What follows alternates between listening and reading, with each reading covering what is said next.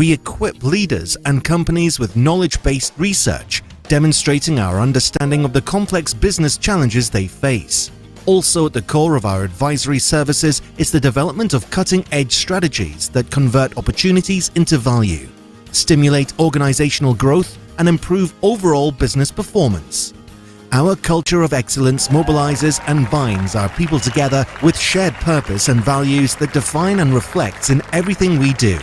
FITC, leading in knowledge through innovation and technology. Come journey with us.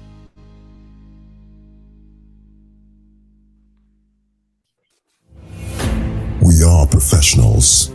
We are impact-driven.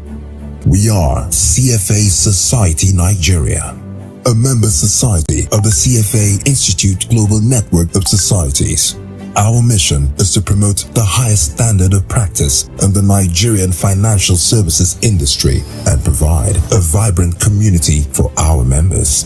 The CFA Charter signals the holder's commitment to professional excellence. As thought leaders, we collaborate with stakeholders to ensure adherence to ethical standards, better education for professionals, and to build market integrity. We are the leading voice for advocacy in the finance and investment industry in Nigeria. To partner with us or become our member, visit us at cfasocietynG.org for more details. CFA Society Nigeria, making finance a force for good.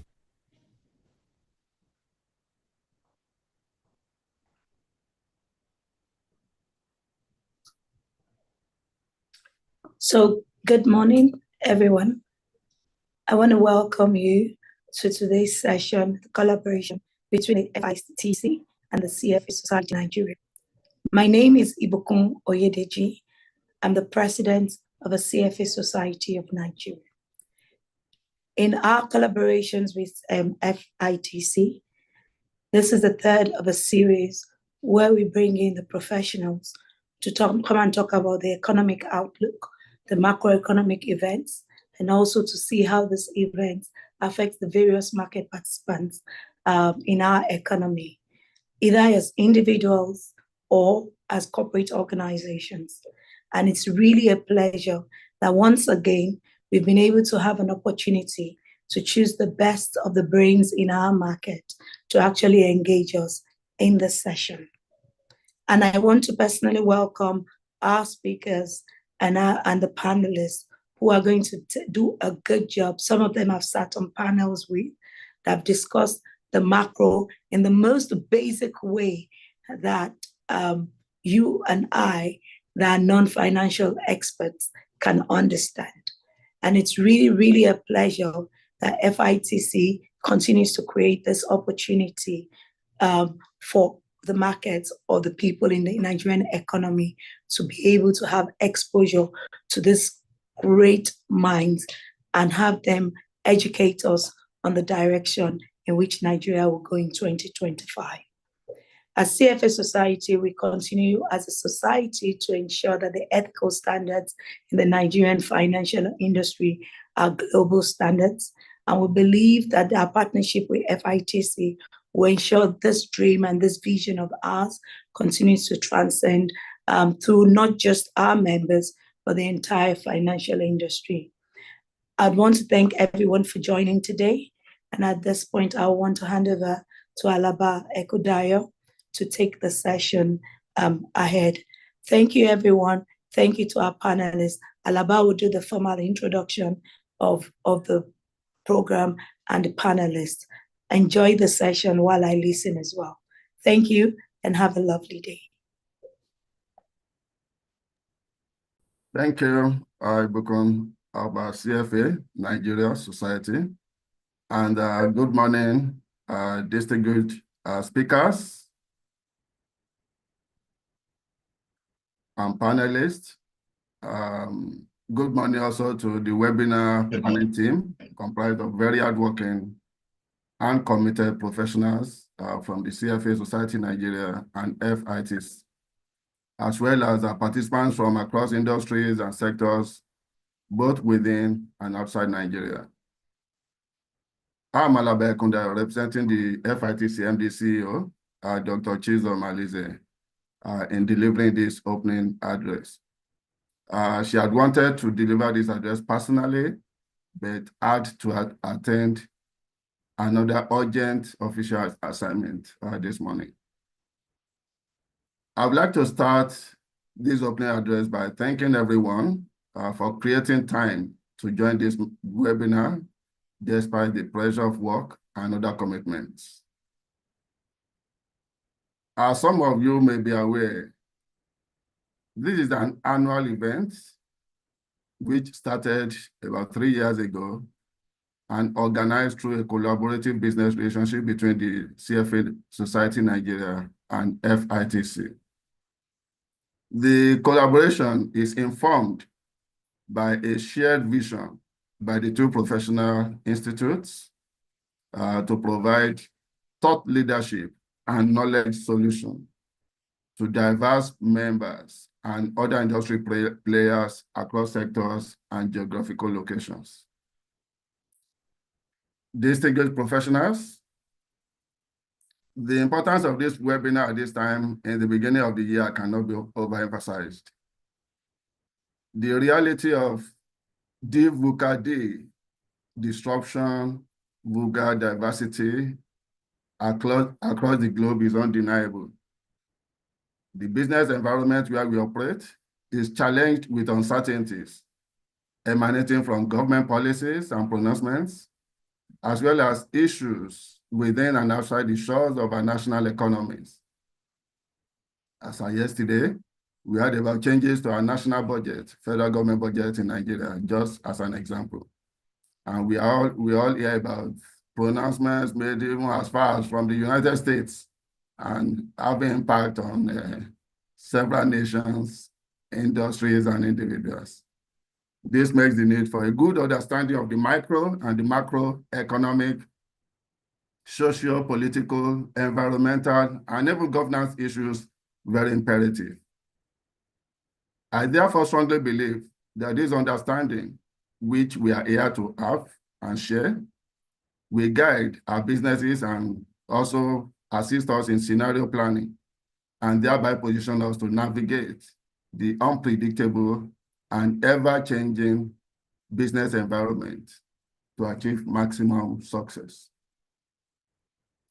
As usual, in this partnership between FITC and the CFA Society Nigeria, we have invited to this intellectual discourse two erudite economists, Professor Biodun Adedipe, very renowned, and Mr. Laoye Jayola as well, very renowned as well, to share from their wealth of knowledge the key issues in year 2025 that will impact and drive business operations and growth.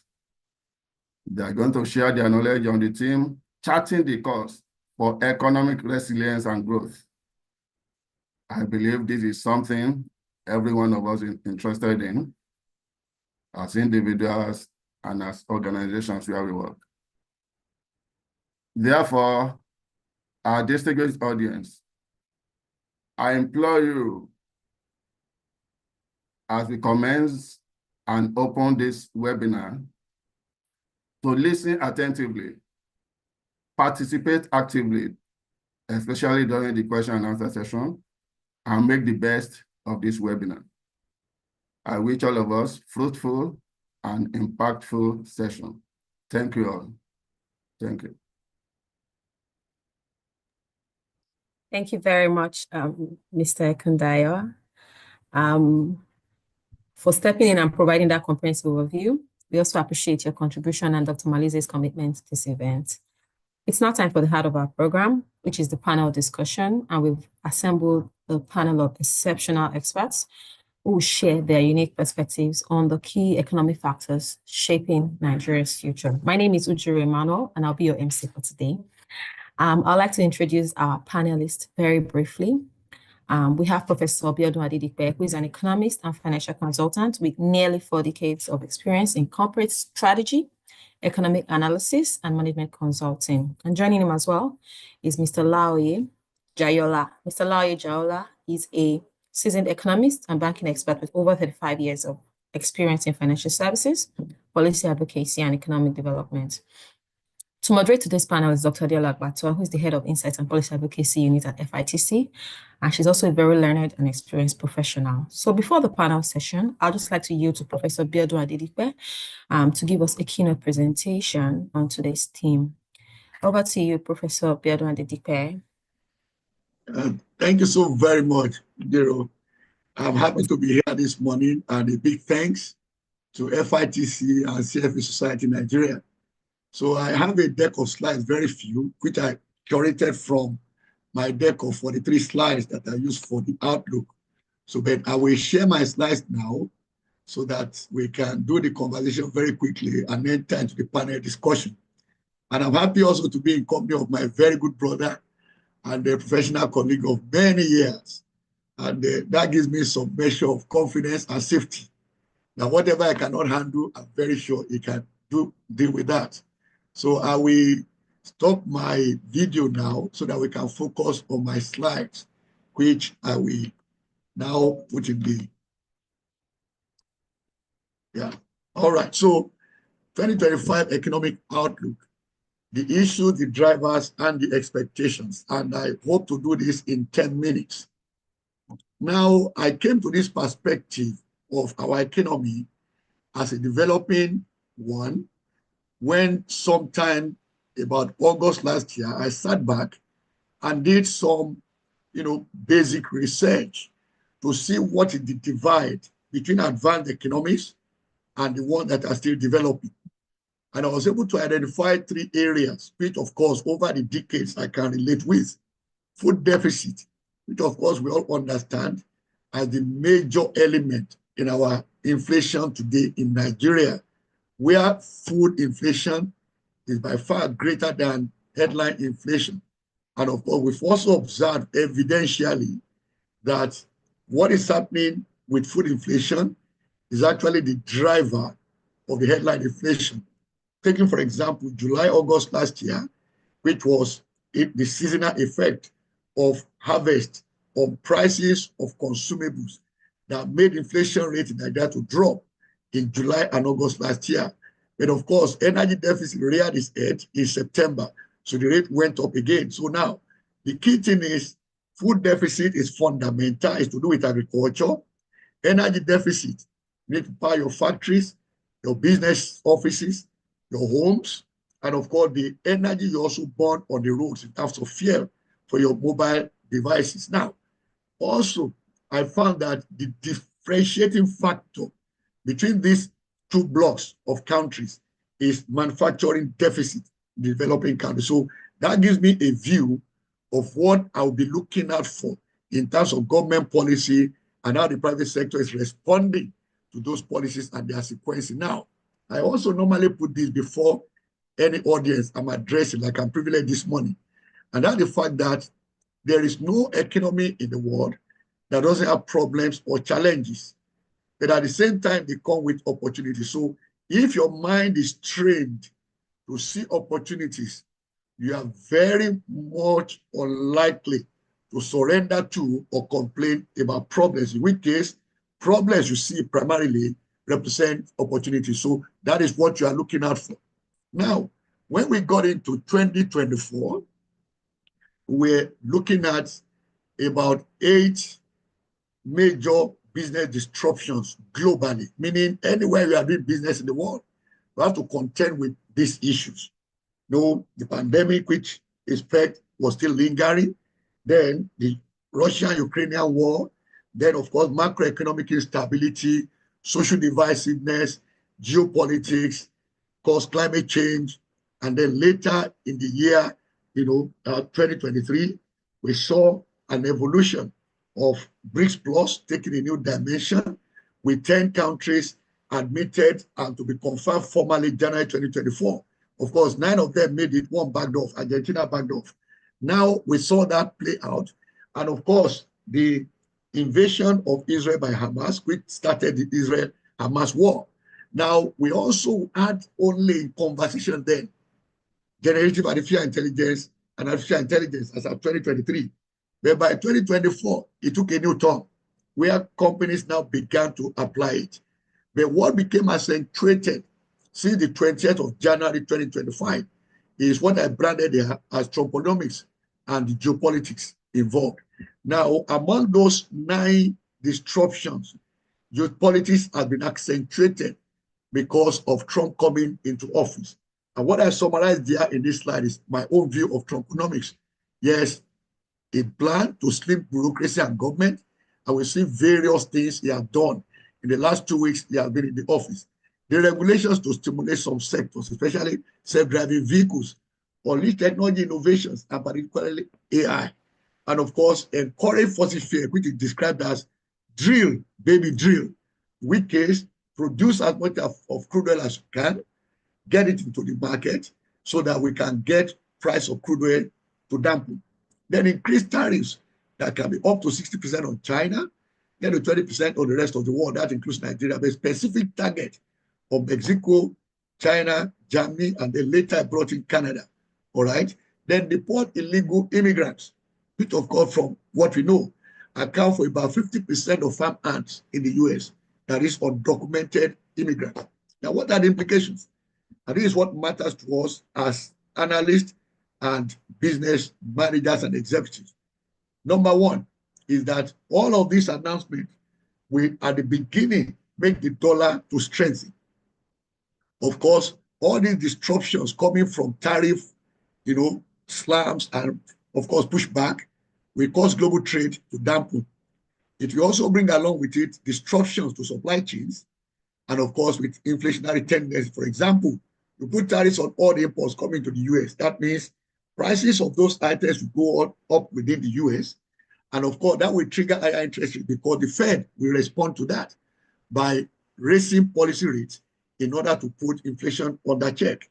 But what will this mean? A stronger dollar will also interpret into greater dollar debt burdens on developing countries. So those are the immediate implications. Of course, I'm sure we can talk more about it during Q&A. All right. Now, coming back home to Nigeria, between June 2023 up until now, we've seen several reforms introduced by the President Tinubu administration. First, subsidy removal, which came from day one. And of course, I always remind people that he did not remove it, he implemented it. The removal came with the signing of the Petroleum Industry Bill into an act in December 2023. But the section that relate to subsidy removal, sections 205 to 208, President Buhari then said, these sections be implemented 18 months after. So I did my simple calculation. That would be June 2023, okay? Which meant he would have safely left office. So whoever would take office after him will carry the can on his head of whatever implications of removal of subsidy will be, as we have witnessed. Unify the exchange rate, remove the troublesome premium, which of course is an incentive for round tripping. And of course, fiscal consolidation, we've seen that in federal allocations and proliferation account. Of course, bank capitalization, which is ongoing. Then tax reforms, the big one for me, which I call a real game changer. If you know what has been happening in that sector for many years, and I've been involved in studies at different times in the area of tax reforms in Nigeria since 1997. My own personal exposure began in the tax area in 1984, October, when I was a doctoral visiting student, University of Sussex in UK. Now, other reforms, NELFON, and many of us are not even conscious of the depth of this. NELFON was to bring back what existed in our own era in the 1970s in the university as student loans. So that has been brought back with NELFON. Consumer credit, in my own interpretation, is a scheme designed to rebuild the middle class, which of course is what every economy needs because they are the ones that consume the most. All right. So now consumer credit means single digit credit for all those that are economically active, that is, they are paid employment. And so it's also designed in a way to connect to job creation and economic growth. And how do I mean? If you accept credit from the Nigerian Consumer Credit Corporation, that credit can only be used to buy what is made in Nigeria, not to buy imports. Of course, we see what is happening in oil and gas, the minimum wage increase, crude oil for Naira, electricity pricing, local government financial autonomy. Now, this I call my dashboard. I call it my macroeconomic dashboard. And this speaks to various issues that we interpret within the economy. And then on an ongoing basis, to form an opinion on how we should position our businesses or our organizations, as the case may be, if it's an NGO. The economy has been growing, but not growing inclusively, that is not creating enough jobs, and not also growing yet in a sustainable manner. So, and that is why some of us advocate that the reforms should be sustained so that if they are deepened, they can get the economy on a trajectory of growth that will bring us to a fast growth pace that can also turn around the fortunes of this economy. The exchange rates, parallel market, and then official market closed the year at 8.74% premium. But we see how that premium started narrowing this year by reason of two major things the Central Bank of Nigeria did. Number one relates to market transparency and efficiency, and that is the electronic matching foreign exchange system, FX. Now, what that has done is to now see Naira price discovery actually go on a trajectory that a market that is efficient and transparent would demonstrate. Then this year, on the 28th of January, the Central Bank brought another policy, the FX code. So for me, in terms of interpretation, the first one, FX, deals with market efficiency. The second one deals with market effectiveness, that is right behavior by authorized dealers. The combination of those two, of course, will bring more sanity in the market. And we have seen that. As of yesterday, the Naira exchange value and the parallel market dipped below 1,600 Naira. And that is good news. Of course, official rate also kept appreciating. So you now find that, number one, the rate is coming down. Let me call it the price, but it's the price quotation, not rate quotation. All right? What a dollar will cost in Nigeria is a price. Now, the price is coming down, which is good news for those who have, external bills to pay. But on the other hand, you also see that the premium is narrowing. The third item there, monetary policy rate, increased by 850 basis points in 2024 between February and November. What has this done? On the one hand, it has made Naira assets very attractive, and that became a major factor in what we see in the growth of our foreign reserves on the one hand, and also on the other hand, it has increased the cost of doing business, because any company borrowing money is borrowing at 36, 37%, almost 40% in some instances. So the rate is very high, and therefore seen as, counterproductive when it comes to the desire to grow the economy by way of credit. And of course, when production has improved from where we were very poor position in 2023, but officially at 1.67 million barrels per day. This data is from the Central Bank, website. So, but we also hear some other news that the production has gone to 1.8 million barrels per day. Good news, okay? The money line closed the year. Again, data from CBN at $75.48 per barrel, end of 2024. Capital importation, of course, for the reason I mentioned earlier, and of course, the fact that we also borrow by way of bonds. Bonds, by the way, represent the major element in the inflows you see here in capital importation. Of course, we have treasury bills in there, and of course, there are also multilateral and bilateral loans. So all of this taken together influence capital importation, apart from Naira assets being made attractive because of the high NPR. So the bottom of it is that stock index and market capitalization, again, the Nigerian stock market came very strongly in 2024, closing with a return of 37.65%. Notice that was greater than the rate of inflation at the end of the year at 34.8%. Equally, if you look back at 2023, when the market grew at 45%, and of course 2022, what it shows you clearly is a trajectory that shows a market in which business confidence is very high. Now, final part on this slide is interpretation of our external reserves. Yes, what we have here on this slide is also for the Central Bank website for the close of 2020 and the close of 2024. But that was the 30-day moving average, which is what CBN makes available to all of us. But in one of the conversations, the CBN governor mentioned that our actual external reserve at the end of the year was $42 billion. What we usually do, take the trade data, what was the value of our merchandise import. We divide that by the number of months. We have for January to September last year, that's 2024, If you divide that by the exchange value of the naira, then convert to dollars, start with, and then divide that by the number of months, 9 months. That will give you our monthly import bill in dollar terms. When you divide that into our external reserve, the liquid portion, then you get the number of months of reserve cover. Minimum we need is 3 months. But you can see on this dashboard, we were at 12.82 months at the end of 2024. So that's much to say about 2024. Now, what are the drivers of the outlook? And this is where it gets interesting. If you pay attention to these peculiarities of our business environment, they'll be able to relate with the outlook being done by several entities, the World Bank, the IMF, and of course, different international banks, JP Morgan, and of course, several other interests. Also locally here, our firm, BA Consult. We also do our own. CBN does its own. Now, population is large. We are the 6th most populated country in the world. 2, very useful, 19.2 years, median age. And of course, the population is still growing, rapidly.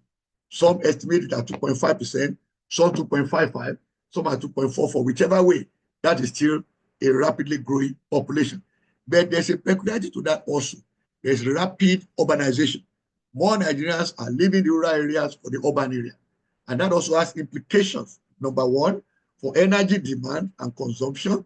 Because once people live in rural areas, come to urban areas, they also become a part of the lifestyle that now uses modern gadgets that require electricity to power them. So that raises the demand for this and many other things anyway. But a deeply internet penetration in Nigeria, teledensity is rising. But interestingly, global internet users that we refer to as, netizens, we rank number 11 in the world, not in Africa, number 11 in the world. And that made Nigeria to become now very attractive to anyone with a footprint in the digital world. But not only that, we are 7th ranked in the world in terms of access to internet with mobile devices. 84% of Nigerians that access the internet, they do it on their mobile devices. And that ranks us 7th in the world. So what does that say to you? That means your business, and even yourself as a person, you must have a footprint on the digital platform. And I normally make a joke around that if I put your name in the search engine, whether it is Google, Bing, Firefox, whatever, and nothing comes up, that means in the era we are now, you don't exist. The same thing applies to your company or organization. If I put the name of your entity on the search engine and nothing comes up, that means your entity doesn't exist. It means then that your website is very, very important as part of your business strategy. It must carry information that is current and up to date and tell the world what you want them to know about you. Exchange rate, budget assumption 1,004. Significant utterance, which of course was credited to the President Tinubu, 1,500 naira to the dollar. Of course, we have already seen some traction in that direction, given what the reforms the CBN has done. I've spoken about NPR, but usually what we do also is compare our NPR with the major trading currency, which is US dollar. So if you look at our own, vis-a-vis the yield on the 10-year treasury bond in the US, it gives you the interest rate differential. Look at inflation. In the US, 2.75%, latest check, end of the year, vis-a-vis the inflation rate in Nigeria. So all those will also point in the direction of what can be of interest to an investor. Now, let me leave the rest of them here because I've spoken to FMs and, of course, the fact that also infrastructure is improving gradually, and most analysts don't even talk about that. But that is where I will wrap it up. Now, this table is what I put as our expectation, the outlook. What do we expect this year, 2025? That's why you see the 5 columns here show actuals for 21, 22, 23, 24, and then forecast for 25. What do we expect to happen to the economy in terms of growth? We expect 4.12% this year because we believe the reforms will begin to pay off, leading to faster growth. But not only that, we also come to inflation. But of course, when we did this, we didn't have rebasing of the inflation rate in mind. But we just did a projection based on the reforms happening and what that will do to the economy. But with rebasing, we see inflation rate actually going lower, than what we have here. Of course, monetary policy rate, the same expectation that number 1, if there's been a complaint that having the rate at 27.5 is counterproductive in terms of growth expectations and aspirations, then there's likelihood that for the second quarter of this year, the central bank might start to reduce NPR. We don't expect that in the first quarter, but for the second quarter, we probably will expect that. But again, it may not be something significant. That's why we're looking at 22.25%. And why? Because if it goes too deep, the likelihood is that all those investments that came from offshore or even domestic in dollar terms may now reverse, because Naira assets will no longer be as attractive compared to dollar assets that we expect may also increase in terms of return, given Trumponomics that I explained earlier on. Of course, interest rate, that's lending rates by our financial institutions. We also dampen indexing NPR. Exchange rate, I've already mentioned that, but you see that we take it up to 1564.54 average for the year. And why is that so? If the economy is going to grow and some of the inputs into manufacturing and even agri processing, which is the new direction we are shifting towards, it means then that there will still be some pressure, at least somewhat, in the FX market. But that pressure will not make Naira to lose value significantly. So that is why we are looking at that moving from 1536, where it closed 2024 at, to 1564. And of course, the price of crude oil. Now, when it comes to that, there are three economies that we map globally that make prices of crude oil types to shift on a daily basis. China is number one, India is number two, then Brazil, number three. China is expected to grow at 4.7% this year, the same as in 2024. But whichever way we look at it, that growth is still a good measure or to support demand for hydrocarbons. Of course, India tempered a little bit in 2024 relative to 2023, but the Indian economy is expected to grow strongly in 2025. And that will also be an uptick in terms of the demand for hydrocarbons. But we also see a stronger collaboration by OPEC Plus vis-a-vis the threat that Trumponomics is bringing in the oil space. And of course, finally here, we expect Nigeria's external reserve to grow to $45.35 billion. Again, because of inflows, because that we expect that investments foreign will still be sustained. And then secondly, the pressure will subside on the demand side as we begin now to refine more crude locally, which of course we saw in the news yesterday with Dangote Refinery exporting jet fuel to Saudi Aramco. And that's a very interesting development. So if, as that particular refinery said, they intend to ramp up production towards their capacity of 650,000 barrels per day by mid-year, and of course exporting to other countries, that means there's a likelihood that the demand for dollars will reduce for importation of refined petroleum products, which used to be on average of 39.1% in the last few years. Finally, here on this page, treasury bills, again, indexed to NPR. So essentially, what I've done here is to pull out 10 of my 43 slides for the outlook. But I believe also when we take the panel discussion and of course Q&A, we can fill in a lot of the gaps here. So thank you very much. So I return to you, the moderator. Thank you very much, sir. A round of applause. Let's react using the react button to appreciate Professor Adedipe for that very detailed presentation. Indeed, a mind trained to see opportunities will not surrender to or complain about problems. So we need to be solution-oriented. It's very key. So I'll yield now to Dr. Adeola Agbata. He's our moderator for the panel to lead us in this important discussion. Yeah, ma'am, the floor is yours. Thank you very much, UJ, and good morning, everyone. Thank you to our participants that have joined FITC and the CFA Society Nigeria in this Nigeria 2025 National Economic Outlook Series, as well as to our speakers, our experts at the house that have taken time out of their very busy schedule to share with us from their depth of knowledge on the National Economic Outlook for Nigeria in 2025. I would like to appreciate Professor Adedipe for setting the tone for today's panel discussions. He's taking us on a journey, on the international scene, as well as the local scene, the impact, the drivers of various, the outlook for this year, the issues, and what we need to look out for. So thank you very much, Professor Adedipe.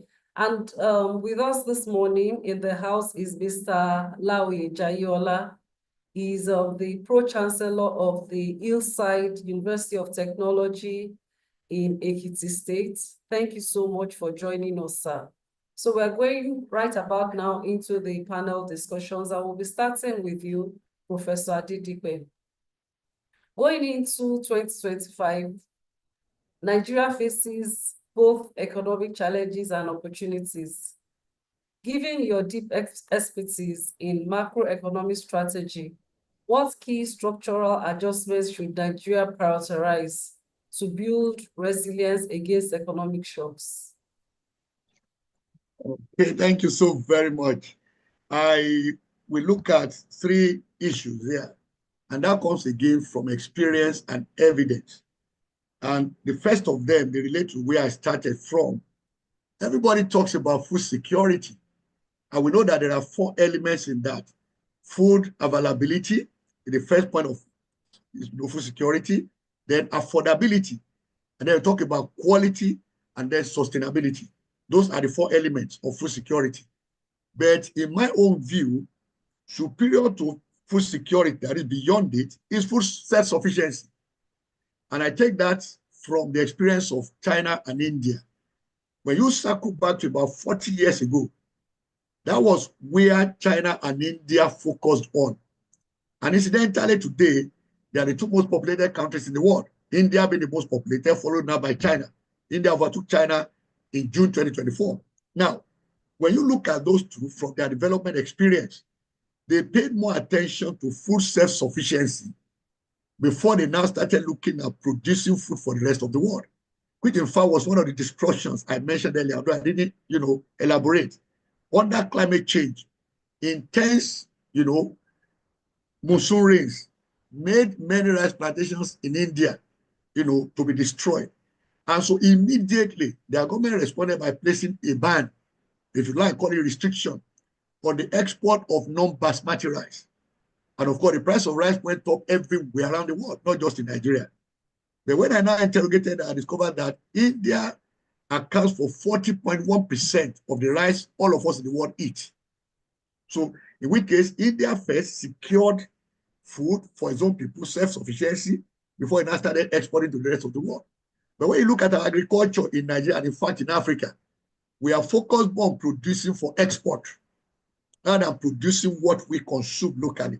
So for me, that is an area of focus in terms of structural adjustment. Secondly, is energy focus. We have done diverse reforms, and I think that particular space needs a very clear consideration in terms of reforms.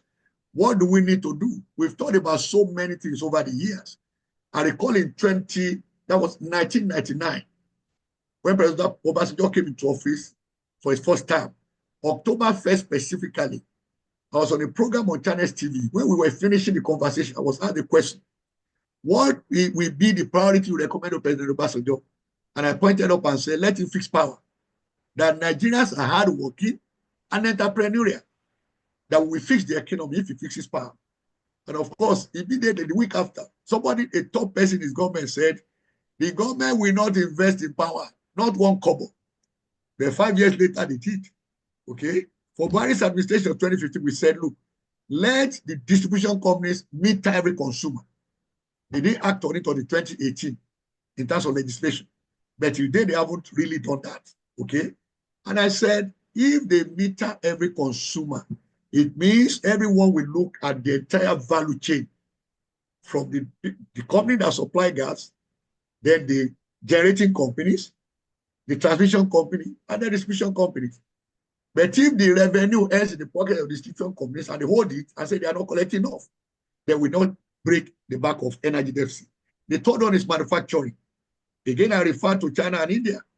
They were intentional, if you go check the economic history, about strengthening manufacturing. I know it's not something we have not realized ourselves. I was part of a conversation in March 1990 in Paris, where the theme of the conference was to turn Africa into the manufacturing ground for the world. March 1990. But between then and now, what happened? And incidentally, we Nigerians were the ones that were foremost presenting papers at that conference in Paris. But today, we are still there, massive deficit. So if we focus on those areas, manufacturing is starting from the basics before we move into, medium value. It will do us a lot of good. Thank you very much. Thank you very much, Prof. So our focus should be on food security, energy, and manufacturing. Thank you very much for sharing that insight. Moving on to Mr. Jayola. The business environment in Nigeria has been shaped by evolving policies, economic headwinds, and global disruptions. With your extensive experience in policy advocacy, what are the critical steps Nigeria must take to create a business-friendly environment in 2025? Well, thank you very much again, and thank you for inviting. And I want to lap on exactly where Dr. Adediba ended, and about inflation, because all that is attested to are things that affect the high inflation we have. And there's a lot we'll not talk about it. But let me tell you, as businesses in Nigeria don't really need much. Honestly, we just want consistency in policy. We want, not only, apart from consistency in policy, we want to know transparency and openness. Because these are very, very critical. Flip-flopping around policies are the thing that cause a lot of problem. When a businessman comes into a country, the intention is not to be a policy investor, right? When a businessman comes into a country, he wants to be there for a long run. He plans to be there for about 10 years beyond. But when you flip-flop, you have an issue. So there's consistency. So a number of the things that you are seeing happen is that, particularly from the monetary policy point of view, you've seen some clear direction. They know what they want to do, and it's clear, and they'll be consistent. We need to see more of that in our physical space.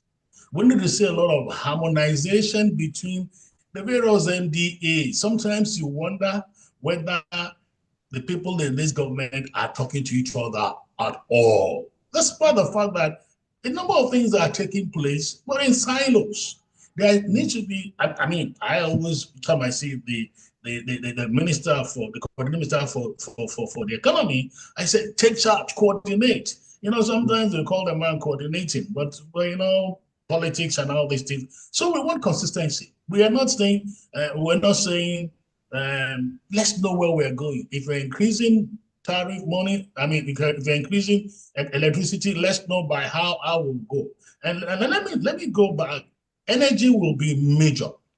Part of the reasons why energy have not been right in terms of costing is the fact that when we decided to unbundle, we separated distribution for transmission and generation. And a man generates power. After generating power, nobody wants to transmit. And the man distributing does not distribute. They don't collect money. And so you find out that people will tell you we're distributing, but there's nobody to do what? To transmit, talk less of this. And when President Buhari was leaving, he did a change to the policy that says, you know what? This 1, 2, 3 division should stop.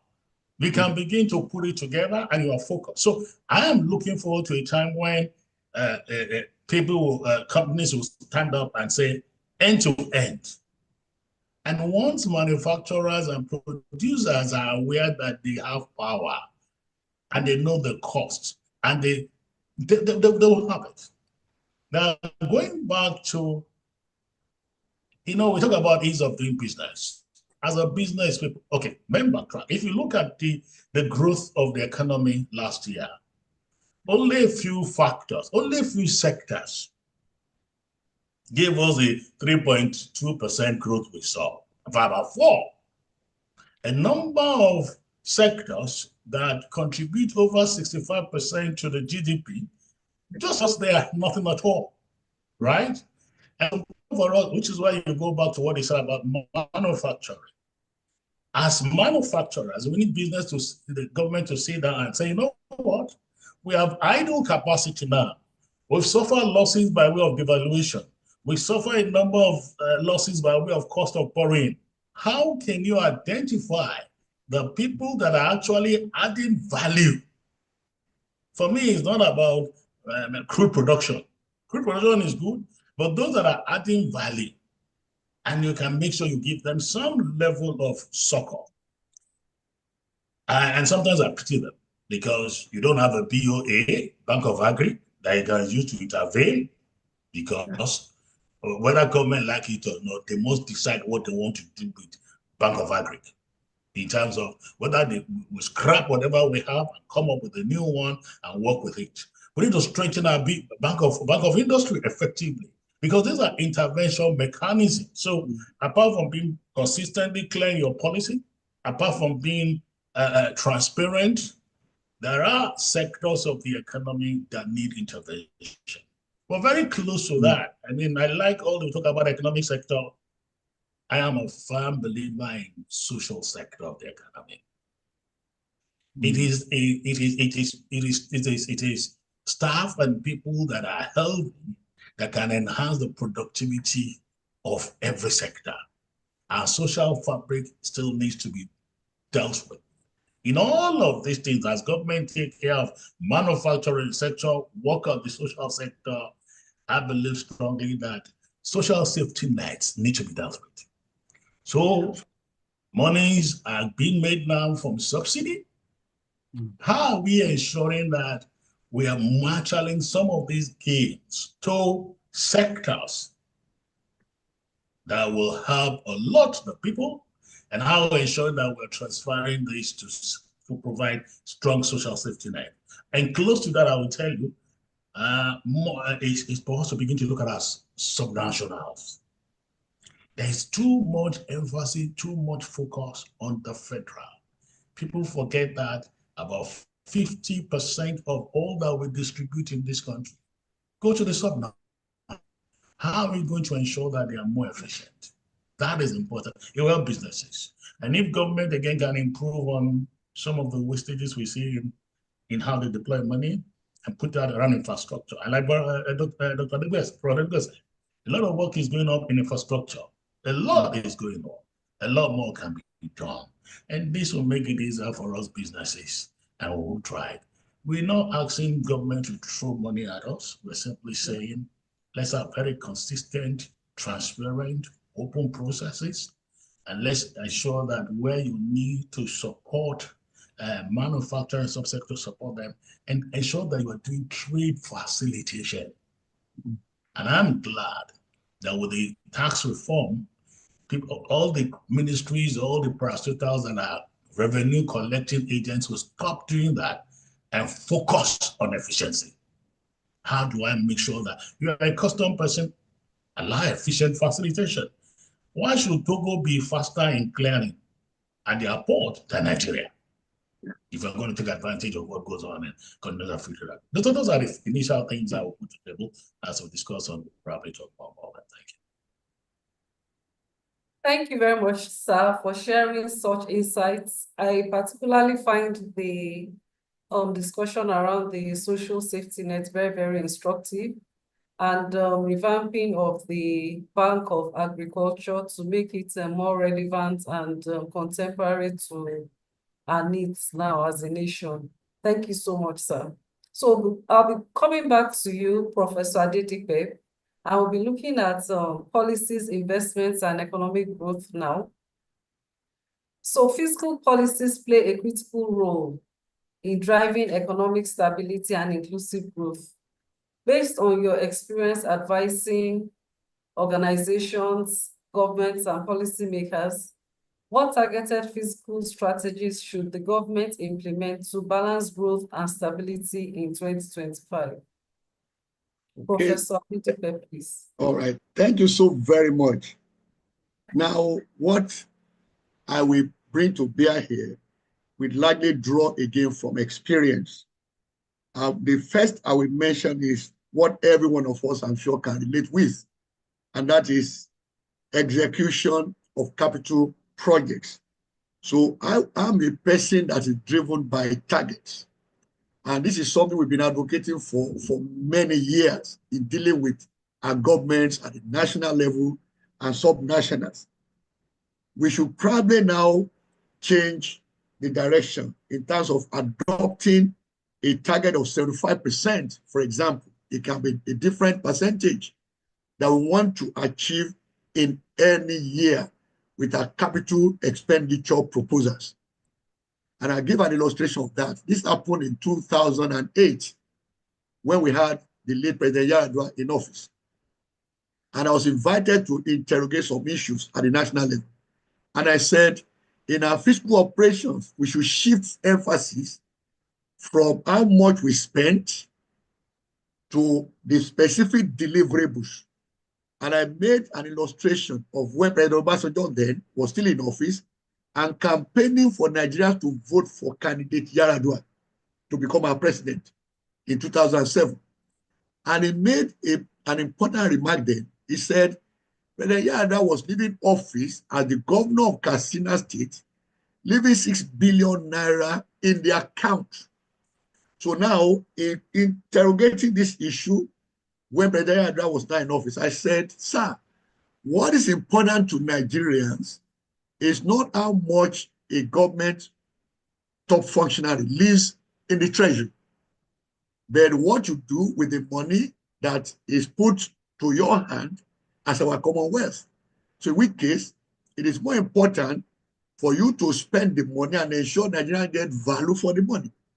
I then said, okay, if we are looking at deliverables, I now used a particular ministry to illustrate.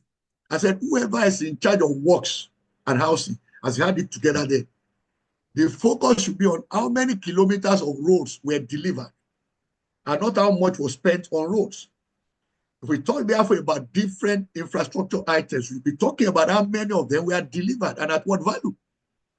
So that was when, if you remember, for those who remember, that was the first time any government in Nigeria will give targets to a sitting minister. Now, a target was given to the then Prime Minister, and the target was 6,000 megawatts to be delivered by the end of that year. And of course, in my own recommendation, I made reference to Vision 2020, where we had a target of generating and distributing 20,000 megawatts. 40,000 megawatts by year 2020. Then in 2007, we're at around 3,200 megawatts. Okay? And I said, if we target adding 3,000 per annum between 2008 and 2020, that will be 39,000.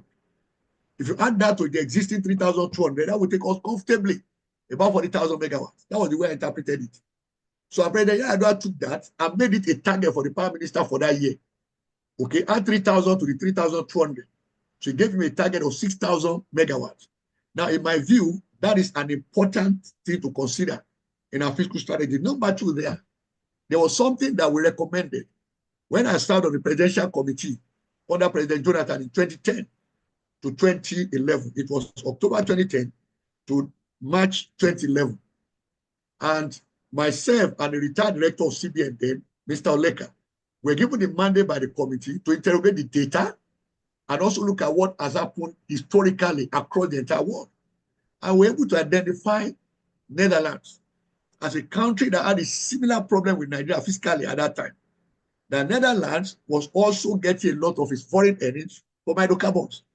But like Nigeria, they were also spending anytime there was largesse, a lot of inflows. But whenever there was a dampening of the inflows from the sale of hydrocarbons, they would tighten their belts. We now say, okay, how did they get out of this problem?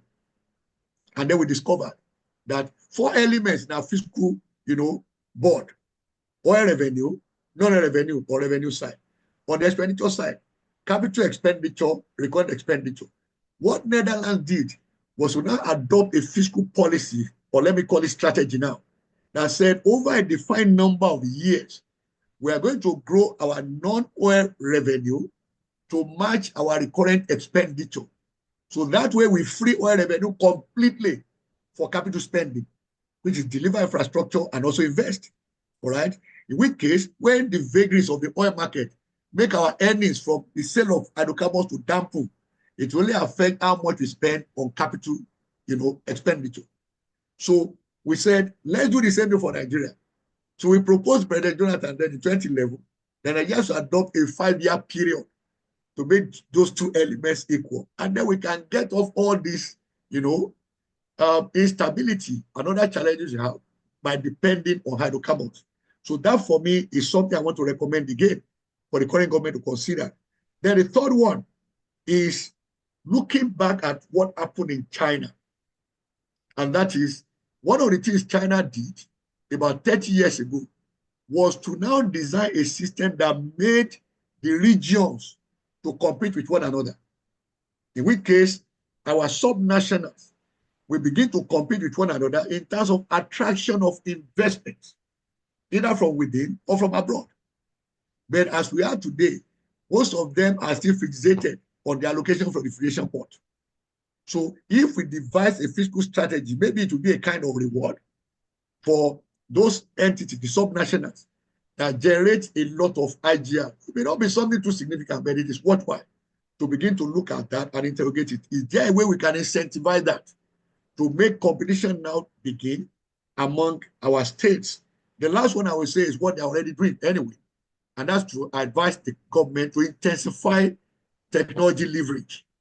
Because we can see that that has helped in a way to block some leakages, but there's still a lot of room for improvement. So those are the 4 things I would recommend here in terms of shifting our fiscal strategy. Thank you. Thank you very much, Professor Adedipe, for such deep insights. Coming back to you, sir, Mr. Jayola, the private sector is widely recognized as the engine of economic growth. Yet challenges such as regulatory bottlenecks, infrastructure deficits, and the proposed hike in telecoms and electricity tariffs continue to pose significant obstacles for businesses. From your perspective, how can the government and private sector collaborate more effectively to address these challenges and foster sustainable economic development? Okay, thank you very much. I know, I can't remember that, Prof can remind me, but there was a study about what are the top issues that affect private sector. And we told, it was clear that finance was not number 1. Yes, sir. Finance was never, it wasn't even number 2, nor number 3, number 4. You see, apart from power, a lot of regulatory bottlenecks, inconsistency of policy. So what I will tell government is that as possible, let us work on first energy that we started to work on, but more importantly, we should work on our regulators. For instance, in time past, when you make regulators to contribute money to the consolidated revenue funds by levying the person they're supposed to be regulating, already you have created a bottleneck. So I'm glad now that we're taking regulators away from those who will now contribute to the new revenue service plan so that they can focus on the work regulation. They can focus on the work facilitation of businesses.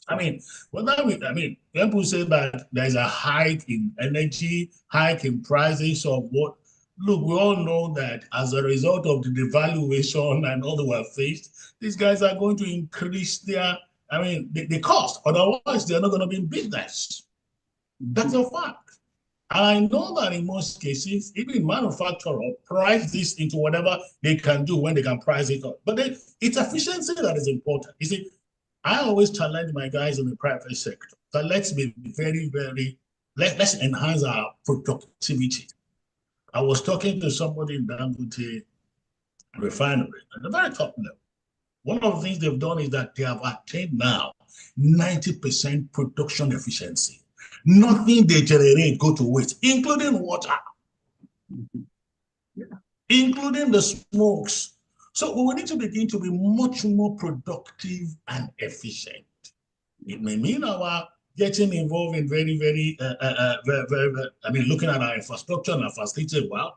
And government should then ensure, what I will say is that where you were seeing companies, where you are seeing sectors enhancing their efficiency, what you then can do is that whatever waiver you are giving them is targeted towards effective production and productivity. In time past, we give all these pioneer waiver scheme, all of those schemes, and when we list what people are supposed to be doing, we realize that nothing has been done there where they used to be. In fact, I was told again that this same Dangote company had asked them, I said, all this gas flaring you are doing across, let us capture it and we'll give you almost about 13,000 megawatts of power. Now, these are efficiencies. So for me, private sector, we need to talk to them. And when somebody is being productive and effective, let's incentivize them. Yeah. That's my own view. You see, this general private sector going and say, give me this. No, incentivize them. But secondly, again, and I'll tell you about efficiency in discussions. When the man in charge of infrastructure, I mean, the internal revenue minister, was asked that you have done a number of these things and yet you didn't make a provision for that. He said, I made use of technology and what we have in the approved contracts. So whether we like it or not, we need to have to use technology effectively, which is where, again, what government needs to do in collaboration with private sector is that where somebody is enhancing value, training our young people, encouraging our young folk, because we see what Professor Adetipe said about the size of the young people we have. Where you are giving incentive, where somebody is training skills and making our young people more effective and efficient for their place, you can incentivize them. So waivers should be given to people based on productivity and what they are adding to the bottom line. But most importantly is that government should not shut the door to collaboration and discussion with the private sector. The first place to start, even our university system, our polytechnics, all of them. Yeah. One day I was privileged to sit with them and they told me, oh, this is a graduate of 2050. And they had shown me a very big work done. And I asked them and I said, all you have simply showed is you have showed me the supply side. Have you looked at the demand side? Have you looked at the future of work? Have you looked at the quality of skills that people will require that will deliver that job? Are you talking to the people that need the skills? We're not seeing enough. I mean, I'm just citing the educational sector as one. If you look at all of this sector, there isn't sufficient discussion.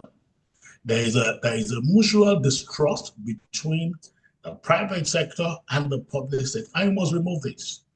And I'll give you another life experience. Since the Professor always to tell you life experience. You recall when Dangote came out, you saw the unnecessary argument between NNPC and Dangote Petroleum.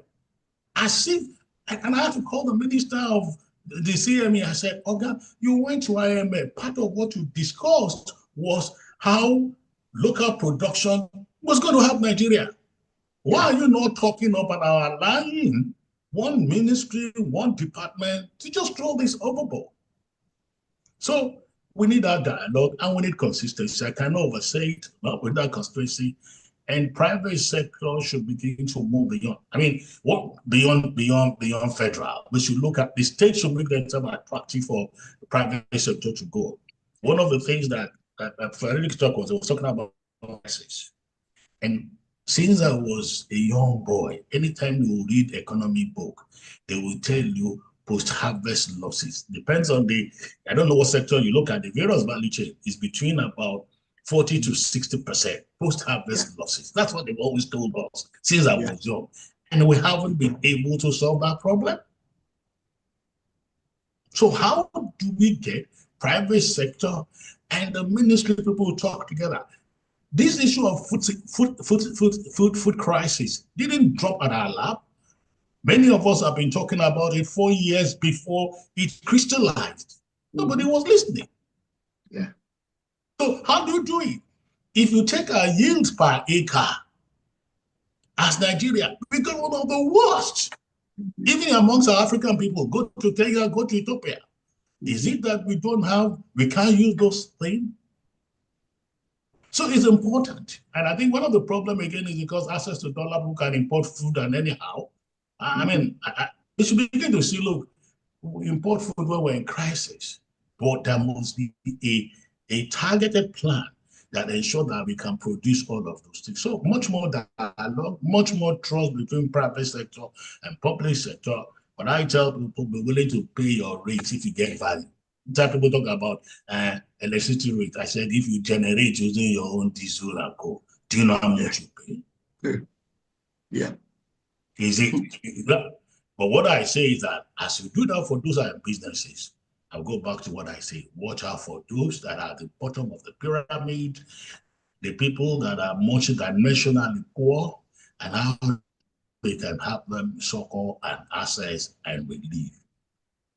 I hope I've answered your question, and as we discuss and the questions come our way. Thank you.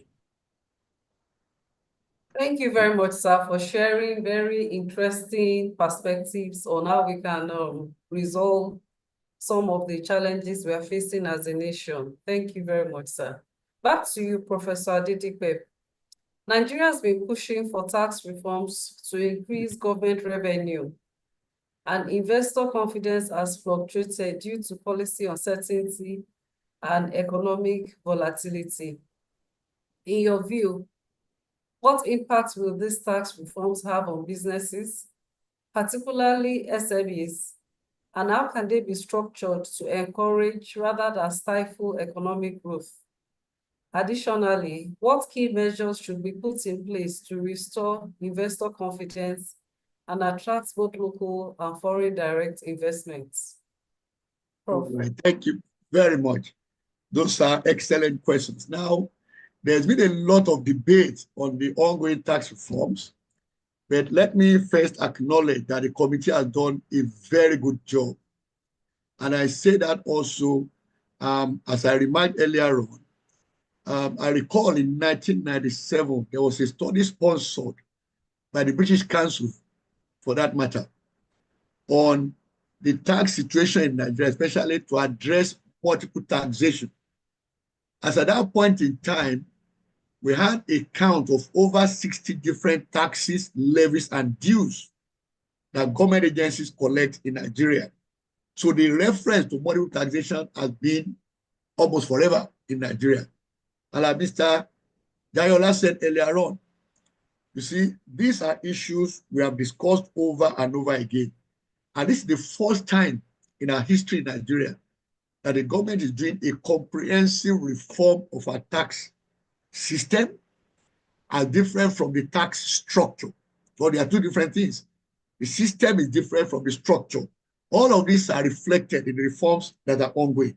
So in my view, the first thing is, if you look at the content, especially the major issues relating to SMEs and businesses generally, and of course, later the pushback from the state governors and what they recommended eventually, I will say that the provisions in the reforms are in the right direction for SMEs, in the sense that if you are generating less than 50 million naira in a year, zero tax, that's what is proposed there. And for me, that is good as a starting point. It might not be the exact thing we expect, because some people will say, why not 100 million as the minimum, or benchmark? But it's a good point to start with any entity generating less than 50 million in a year to be tax exempt. That's number one.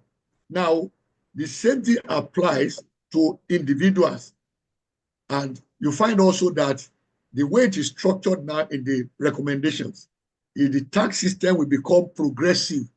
A progressive one is that if you earn more, then you pay more, which of course, anywhere you go in the world, that progressive tax system has always been resisted by the money bags.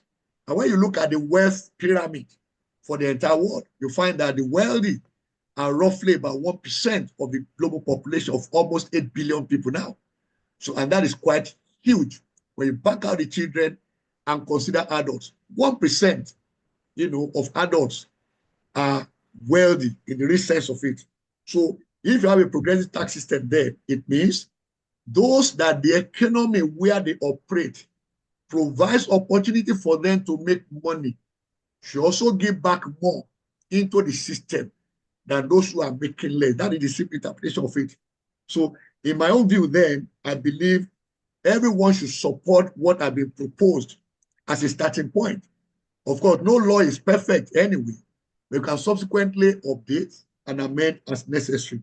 Equally, I look at the issue there of what our governor said.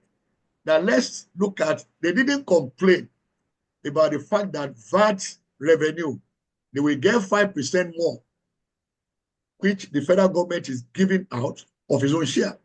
They didn't complain about that because they will receive it.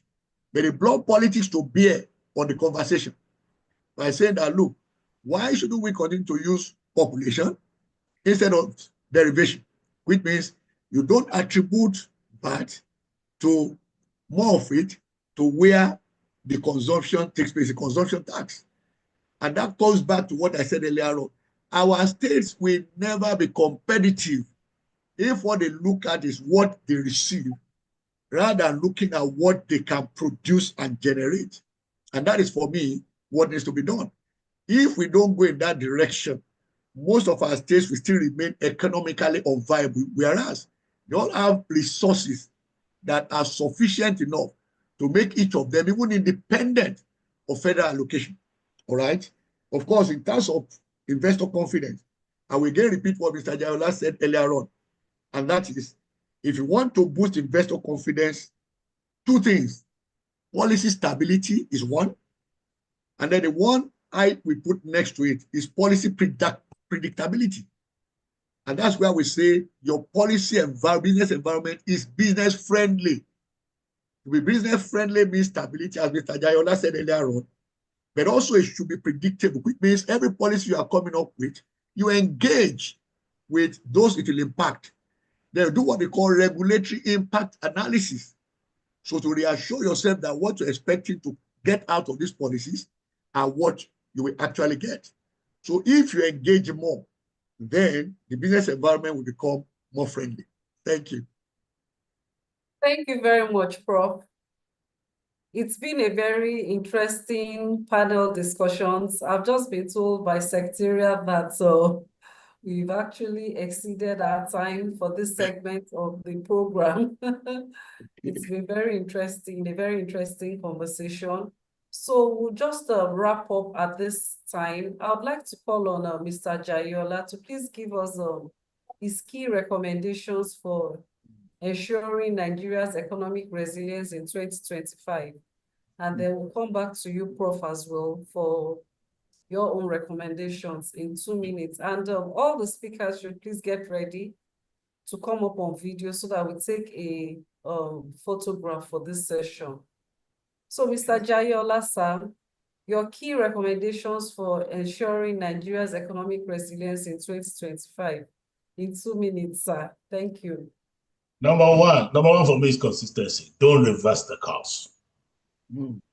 Nice price, nice pain, but don't reverse the course. Let's be consistent.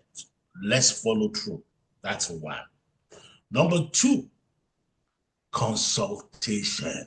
It's very important. No surprises. Please. We all own Nigeria. We all love Nigeria. Talk to the private sector, talk to the civil society, governors, and let's talk through that. So, consistency, consultation. But remember that as we continue this, there are people at the bottom of the pyramid. And we have a responsibility to create social safety net. When this government came in, they challenged the data available and it wasn't right. By now, there should have been sufficient cleanup. to ensure that we are reaching out to the people at the bottom of the pyramid. And the last one I want to add is this. Please be open with the people. Communication. Part of the challenge I have is that there is not effective communication. And I'm glad that we are doing it at this stage. Even people here, we all have a responsibility of communicating. It's not as bad and as doomed as we all paint it. When we remember where we're coming from, the fact that 87% of our revenue generation was servicing debt. That was quoted by the minister. 97% of revenue was on debt servicing. Yeah. The fact that we were printing money at central bank, ways and means, to even take care of recurrent expenditure, which has been stopped now. The fact that all tech affected us in such a way that we're doing below 1 million barrels per day.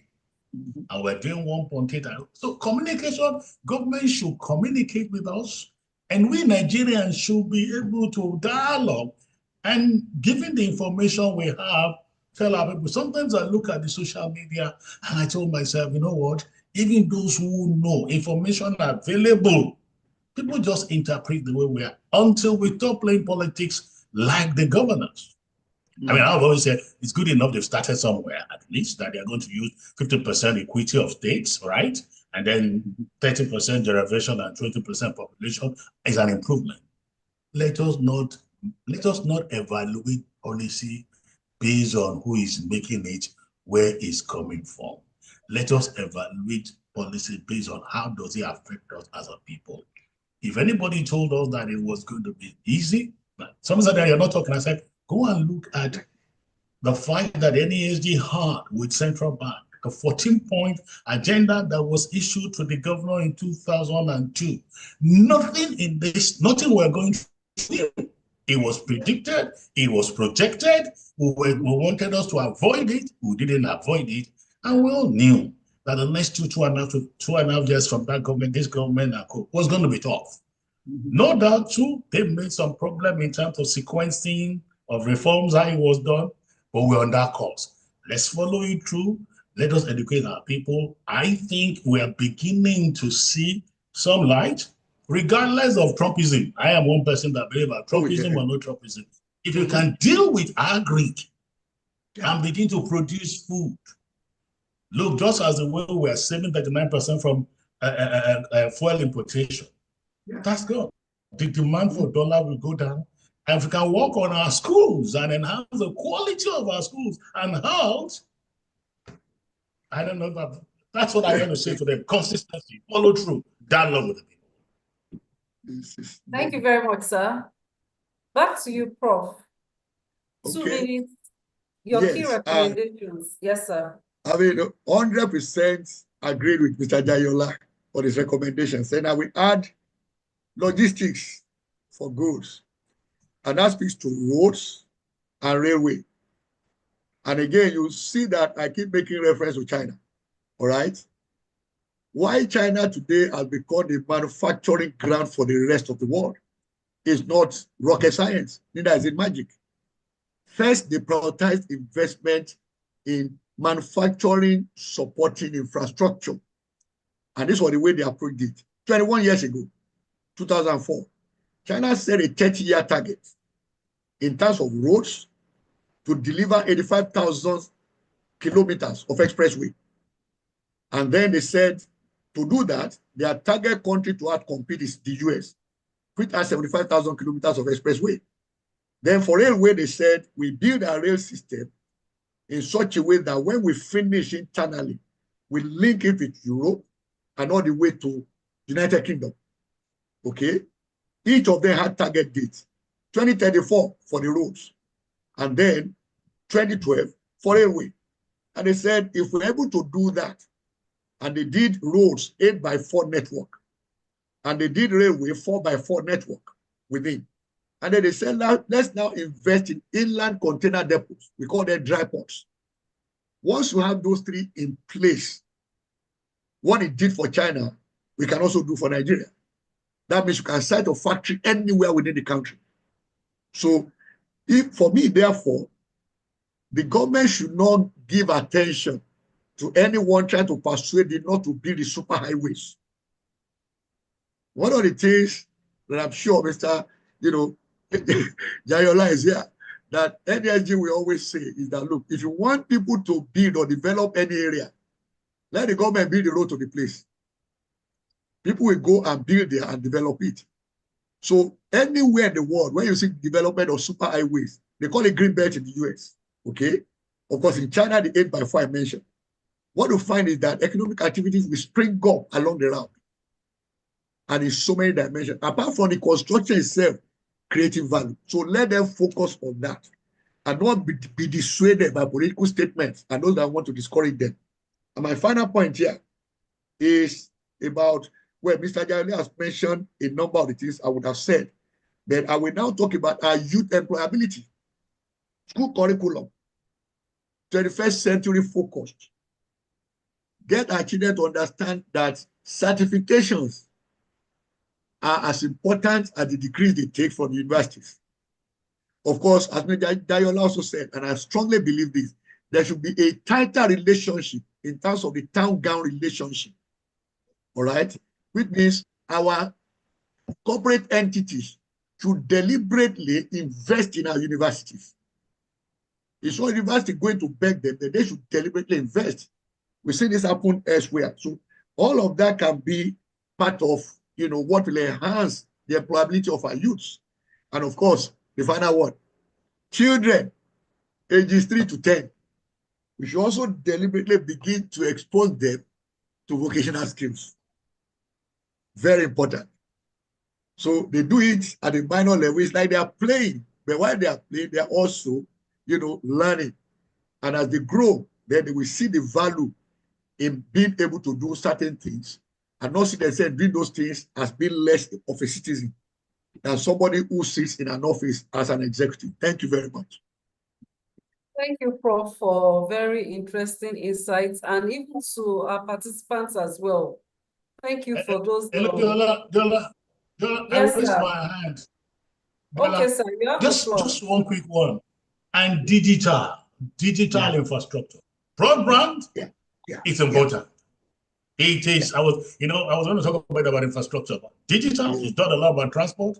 Digital is very, very important. Yes. And in terms of our private sector going to the university, bros, that was what I spent a lot of 5-6 years. I'm now a university proprietor, not because I didn't try to go through existing public university. Yeah. It was difficult. It is easier for you to start and then begin to be entrepreneurial based and focused than to go through what we have now. I think one of the challenges to the Minister of Education is that we need to reorientate the mind of those we have in our universities and our polytechnics towards how do you ensure these collaborations. Thank you. Just what you said. Thank you very much, sir, for sharing your insights. And also to Prof, thank you so much for sharing very practical and workable insights, even for individuals, organizations, and even for the government, even as we begin the new year 2025. I would please like to request all speakers to come up on video so that we can have a virtual photograph. All speakers, please, can you come up on video?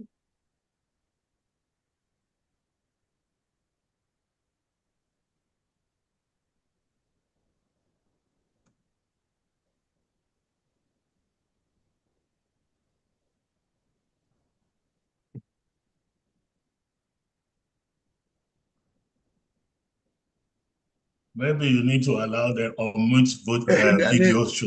Nobody's coming up. Kudayo, sir. Can you come up on video, Mr. Kudayo? Yes. Yeah, Mr. Kudayo. Just so that maybe Alaba is not there. You catch me. Nigeria president.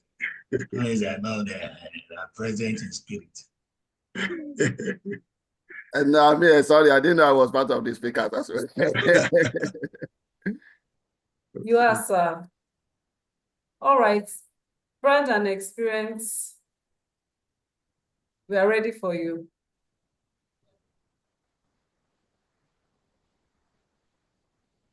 Alaba, now that you know. All right, thank you very much. So I'll be yielding back to you, Jay, even as we begin to round off this session. Back to you, Jay, and thank you very much once again to our speakers. Thank you for having me. A big thank you to our panelists and our moderator for that stimulating and thought-provoking discussion. And now it's time for us to open the floor to our audience for a Q&A session. So I'll yield to Ebuka Emebina, CFA, who will be guiding us through this interactive segment. Ebuka, over to you. Thank you very much, Yujiro, and thanks to our panelists, Professor Adedipe and Mr. Laoye Jayola. It has been very insightful listening to you both, and also huge thanks to Dr. Diola for moderating that session. So we have a lot of questions which have come up, and I'll try my best as much as possible to distribute them between our speakers while also maintaining our speed and pace for time. So the first question is, how do the macroeconomic forecasts impact the urban poor who have a fixed income? So this question is around ensuring that the vulnerable within the society is adequately catered to. I would ask Dr. Jayola to take that question, please. Thank you. Fixed income. Fixed income is a problem. Our wages and go are not inflation linked. But honestly, which is why we look at part of the work that, so what happened to their money?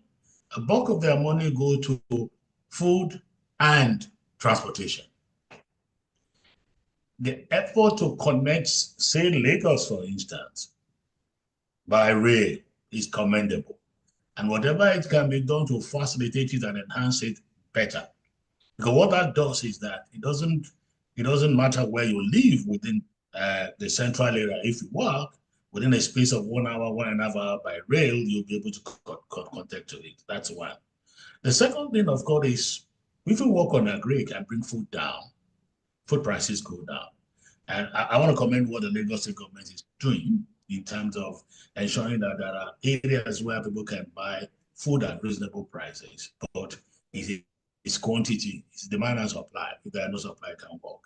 And which is why, again, taking to what we have talked about, taxes, ability to actually then ensure that you don't tax the poor, you ensure that you give waivers. And I think this goes to the question where I said you need to deal with how do you create social safety net for the very poor. But one of the things I have always said is, why should all of us live in Lagos? You see, the urban center have its own problem. And if you look at what the President said at the beginning, the fact that Nigeria is getting increasingly urbanized and there are pressures on the infrastructure. And the essence of the pressure is that you then find out that cost is going up. If we link adjoining area with rails and coal, why can't people live far and come easy to Lagos and work in Lagos and go back from Lagos? After all, for most of the developed countries of the world that we know, that's what happens. Then it can make sure that it can do tier pricing of utilities, so much so that those who are in the urban center, they pay the bulk of the rest. But for now, it's a transition part until we get there. We have not done it very, very well yet. But I tell people, if your income is fixed, try to ensure that you do some things that will earn you pay. I remember when they tried to Operation Feed the Nation, what they told civil servants was that, you know what, if you do agri, it's not seen as a business, right? Oh, I live in a place where there is no land. social media has shown that you can even put the thing in cellophane bags and go and plan a few things you do. So we need to be more creative than we are. Inflation is the reason for it. When we begin to deal with food, energy, transport costs, and those things that made inflation high, and it comes down, it will make life a lot better. But let me tell you, increased urbanization means that cost at the urban center will go up. I don't know if I answered your question. Thank you very much, Mr. Jayola. I think you have hit the nail on the head with that response, which is to seek alternative sources of income, diversification of income. And then, of course, organizational That was not policies. the only thing I said, though. That was not the only thing I said, though. Yes. I'm just trying to summarize. I'm trying to summarize. You have also thrown some light on the role of the private sector, the role of the public sector, being able to live in close proximity to the workplace and some other measures. So thank you very much, sir, for that. The next question is on inflation expectations. So from Professor Adedipe's slide, he had mentioned that he estimates that by the end of this year, a point estimate for inflation of 21.5%. So this is a question which we've seen from the chatbot saying with the current GDP rebasing and also CPI rebasing, do you think that at the end of the year, we're going to be seeing an inflation rate of 21%? Do you think it will be higher, or do you think it could possibly go lower? All right, thank you very much. Now, let me explain the process of doing an outlook. Typically, we do outlook 4 times in a year. The one we carry into the beginning of the year, like now we are conversing, then usually we review that and update in April, which they take account of developments in the first quarter of the year. Then the second review is done in July, which is account of the first half year. And then the third one in October. And that is account of what happened in the first 3 quarters of the year. Then toward the end of the year, we do a fresh one towards the new year that is intended. That is pattern. So which means that when we do an outlook, it's not an absolute for the entire year. That's the pattern with every organization that does outlook. So now that on the one side. Now, when we came up with this outlook, which of course I explained in the remarks column, why we expect the inflation rate to drop to 21.6% this year. It was based on developments throughout 2024 to start with, and then historically the kind of patterns and relationships, trends in the Nigerian economy to arrive at that. But with rebasing, it looks more like inflation rate will drop in the direction of what Mr. President said. Mr. President made the remark that he expects inflation rate to drop to 15%. In fact, when he said it, we were looking at it as being optimistic. But once inflation rate is rebased, that means we now choose a year as the base that is closer to this year than the year we had used, which was 2009. So if we now choose 2019 as the new base year, that means the difference between the consumer price index as at 2019 and the one at the current, presently, will be smaller. And that means inflation rate will drop with the rebasing.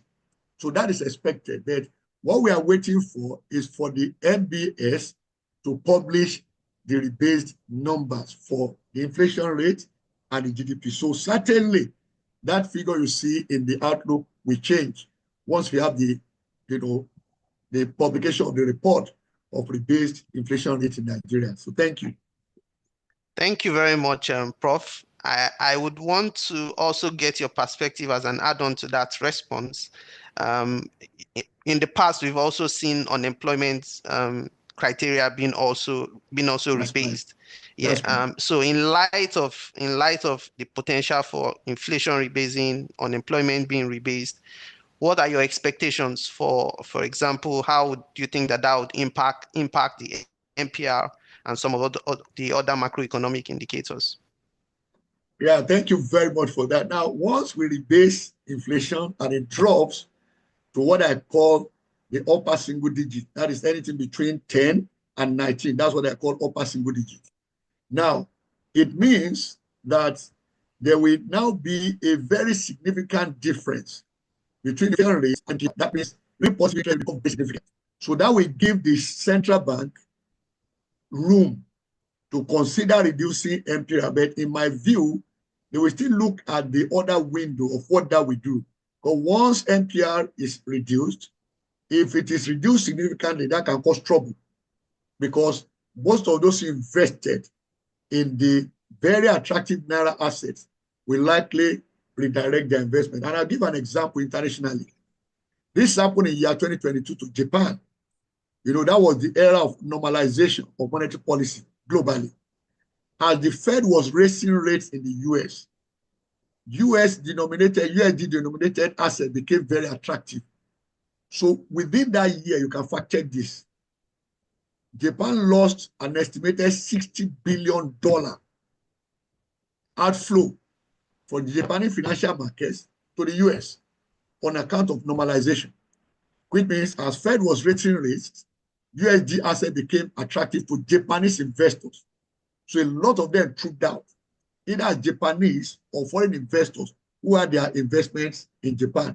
So I'm sure that CBN, even with the rebased inflation rate, we want to be cautious in how they reduce MPR so that there can be a balance and not create instability and what can also result in chaos in the market. That's my view about that. Thank you. Okay, Mr. Jayola, his hand is raised. Let me add, you see, because given Trumponomics, his work with tariff, and what people are doing across the other line, the chances are that inflation will go up in the US. And for Fed to control inflation, they will increase rates. That's right. And if they're going to be increasing rates, we have to be more careful what we do with our local rates. So some of us who tell central bank, don't listen to too much pressures by appreciating that. Take your time. Yeah. Make sure that it's consistent and balanced. Yeah. Don't forget that people only want to see consistency. Not that today you have appreciated to 900, tomorrow you come back to 1,200. And there will be appreciation, no doubt. Interest rates will go down, no doubt. But I mean, we can't be doing 32% inflation. It's not possible. It's going to improve. But people should be careful not to unduly appreciate it and cause problem. There's a lot of uncertainty around the world that is affecting. Yeah, that's going to affect us. Thank you. I just started to just add that. Okay, thank you very much, Mr. Jayola. And I'm going to come back to you very quickly.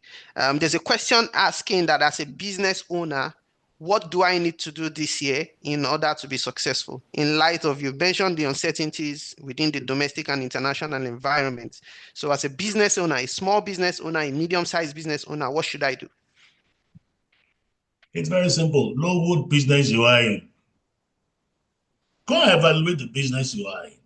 And I always tell people, if you evaluate the businesses you are in, and noting that you're still going to face costs, right? Increase in cost in energy. You know, I just want government to manage the way it is done, because we realize that they said that they're still going to increase energy costs.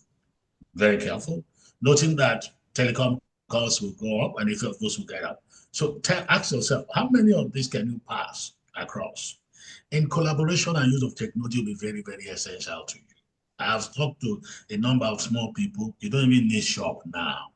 You got to probably use online and invest in how you can move your goods around. So collaboration is very, very important. There's a number of, and challenge to many of us professionals. I say, look, you can come together and create a little group where you can reach out to people and pay little money for the services people do by themselves. So know where you are and know what kind of businesses you do. Build the right alliances, right? Stay liquid and manage your costs. I don't know if I've given a generalistic answer, but those are the things I think anybody would do, unless we go to specific. specific terms. Thank you. I guess the questioner might have to approach you on a personal basis for some consultancy. No. It's true. It's basically, it's not about, that's basically what I think I can tell you on the face of what you have asked me.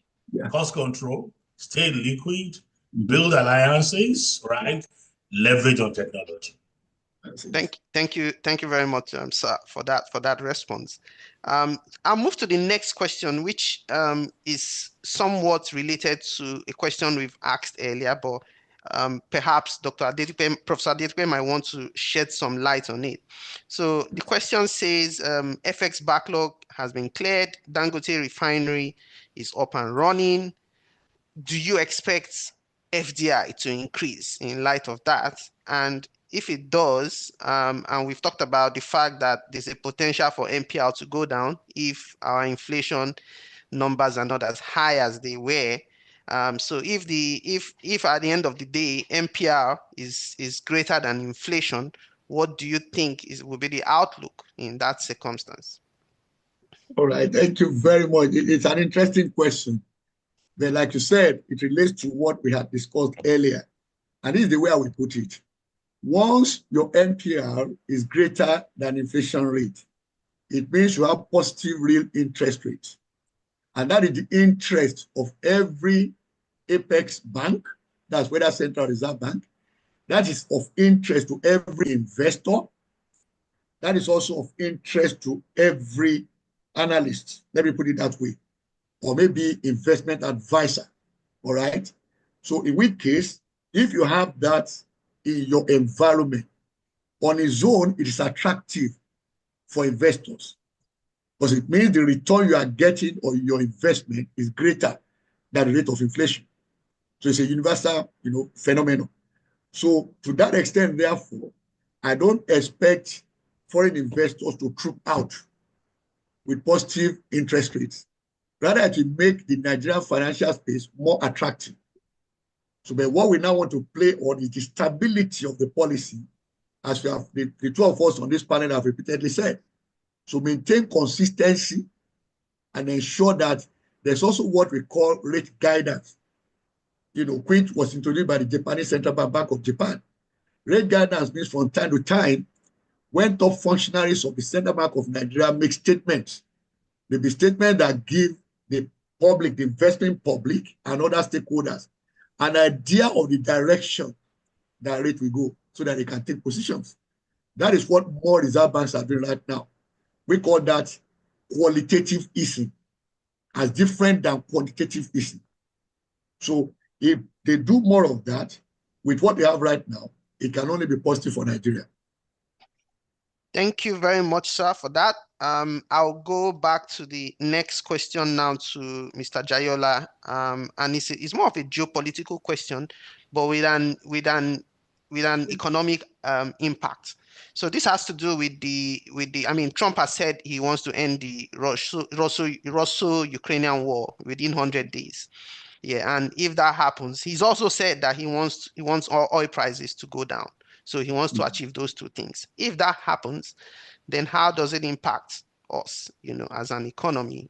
You mentioned earlier in your presentation that oil production, the output was beginning to go much higher and that government needed to talk more about that success. But if we also see a decrease in oil prices, how do you think that could potentially impact our budget assumptions and also the impact on the country? Well, there are so many ifs in your questions. So, but honestly, some of us do not believe that all those ifs are going to come right to bear. And if you listen to what Professor Adedipe said, the OPEC X are getting powerful, right? My question is, where do I redirect my oil production to? You heard Canada itself say, you know what? We're going to be having direct discussions with other nations. China, India. China alone accounted for about 40% of oil supply to Canada to US, and they said they would reply. Of course, you realize that the demand for whether price will go up or down is a function of demand. How does the economic activity look like? And the prospect for China is good. Prospect for India is good. Prices will move prices will move. But me, what do I lose? So let me come back to Nigeria. The bulk of it before was that because I was not adding value, I suffer significantly from prices, right? For whatever is thrown at me. If crude oil prices come down, it means the price of oil will go down, right? Because crude oil price that will go into what they do to refine locally will go down. It means that it's cheaper for a man to buy. It means my cost will go down as a manufacturer, and what have you, energy costs will go down, right? Maybe there will not be enough revenue for government to distribute from import. But if government is efficient from their rate collection, application of technology to collection, and we're doing a lot of backward integration and adding value, maybe it will not affect us as much as people think it is. So for me, once you take a view from what happens outside, look at what we're doing internally, which is why all of us here and many people should begin to talk to the sub-national. I give you one simple example. The president, when he lapped on the livestock industry, many people laugh and said, is that all we need to do? Is that what we should be doing? People forgetting that the absence of was causing a lot to food production. Benue, Plateau should not produce food. And the fact that you make this animals to go about doesn't mean that their yield per livestock is better. Yeah. But you see what has been happening in Borno State and Niger in the short time that has started. So for me, look, when we do good local production, all this money we spend importing food and coal, so prices, price is a price. Is what you use that inflow to do. That matters to me. And if there is a local substitute for that, it means inflation will not go high, people will not suffer, and things will be good. And like I have said, look at the social aspect of it. If we spend well on health, if we spend well on education, and we stop trooping to abroad to go and do even advanced level, and ordinary level, we will save money. I don't know if I answered your question, but I've talked around those things around that. I hear Trump, but I know there's more politics into it. I mean, look at what happened between Trump and Mexico in one. I will slam and slam. When those people happen, okay, we'll delay for another 1 month. That's how it will go. Look, you are not the only one that have the monopoly of a tariff. Other people will do. Look at what China. Okay. Done. To earth and minerals, 75%. It has implications of our defending industry. So that's been my response to that. Thank you. I know Dr. Adedipe was going to add to it. Yeah, he's going to add to it. Yes. Okay. But yeah, before you add to that, there's a follow-on question which also relates to that. It says USAID, Nigeria potentially gets about $1 billion from USAID. And this could, with the shutdown of that agency, this could also potentially impact us. What could be? So this person is looking at it from two sides. It will impact us. It will impact us. Yeah, it would impact us. Not just on the health sector, but potentially on the FX rate. Professor Adedipe, No. Forget that. No, forget FX. I mean, forget FX. How much is it? How much is total aid that come to Nigeria? Because some of us are not happy with the way aids are used. You tell me aid is coming and buying from you is going on. Misuse of aid. But I know it affects health. Persons that are around hypothetics, all those things we're doing, it will affect it. So I am the first to agree. But let's not stick too much to how much of it enter into FX. Look. Exactly. Look, in fact, we are like 100% on this. Are repatriating. If we create the environment, let's not deceive ourselves. So you saw dirty December this Lagos. Yeah. We have not tracked dirty December that happened in Nigeria. We haven't tracked those things, but I want to believe the regulations are tracking. to see how much of that money came to Nigeria, where is it coming from, what can be done. We just need to create a comfortable, confident environment. Security will work on it, and let's stop bad-mouthing Nigeria on social media, all these things. Many of us are still doing election, and we'll move beyond election. Sure. Just manage Nigeria. That's my view. Okay, Professor Adedipe, let's get your viewpoint. I know you want to answer you. You did answer me. You did answer that question very excellently. Thank you very much, sir. Yeah, it's just an addition to note that with respect to Russia-Ukrainian war, number one, Russia never left the oil market.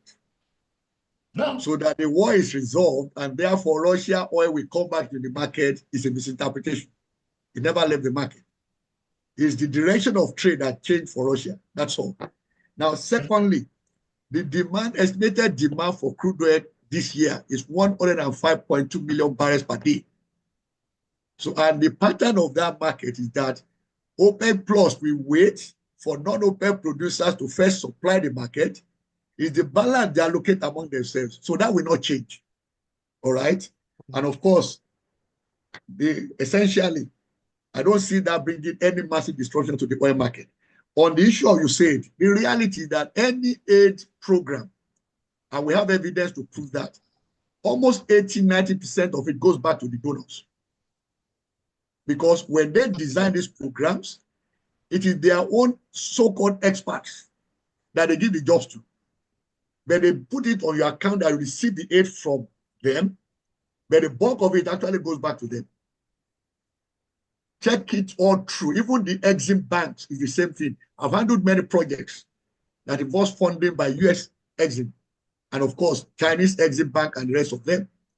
80% of whatever US gives you, US Exim Bank, must be used to buy things from US. And when you insist otherwise, they say you must employ a contractor in US. I've been involved in that, speaking from live cases, all right? They instructed us that, yes, we want to buy the equipment from Europe because we prefer European model to American models. And they said, well, no problem with that. But go and hire an American contractor. So some portion of the money they give you will drop back with them. So to me, therefore, I don't see this having any major impact on the FX market, just like my brother said. Thank you. Okay, thank you very much, sir. Just one last final question as we wrap up, and that question has to do with the flow of capital. You know, in form of, for example, it says capital imports in government securities. Is there a potential risk to the economy? I know Nigeria recently issued domestic Euro bonds. Nigeria has also gone to the international market for Euro bonds. So this question is saying that, is there any potential risk to the economy? Okay, let me give a first shot, but I'm sure that Mr. Jayola will also say something about that. The first time we opened our treasury bills to international investors was in July 2017. And between July 2017 and September 2017, $2 billion flowed into treasury bills in Nigeria through foreign investors. All right. So, and that has been the pattern over the years. We've now opened our instruments to foreign investors. Okay. So it's not new in any way. So, and the issue for me is that if the government does what we have said in this conversation today, policy consistency and stability, and then engagement and communication, investors will not be jittery at any time.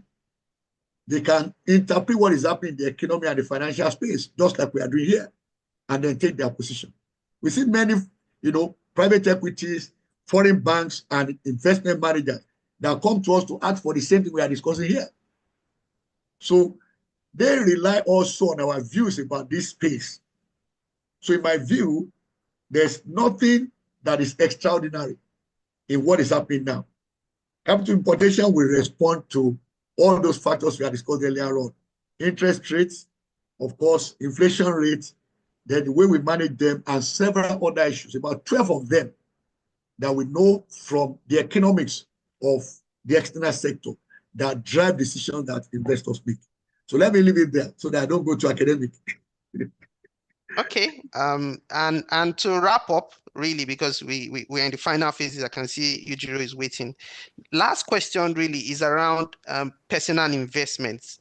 So we've talked about you've talked about you talked about the equity market, Nigeria appreciating even beyond the inflation rate. You talked about the bond market, but there's a new asset class on the block, which is, Bitcoin, crypto. So we have a lot of Gen Z on this call, and they are actively listening.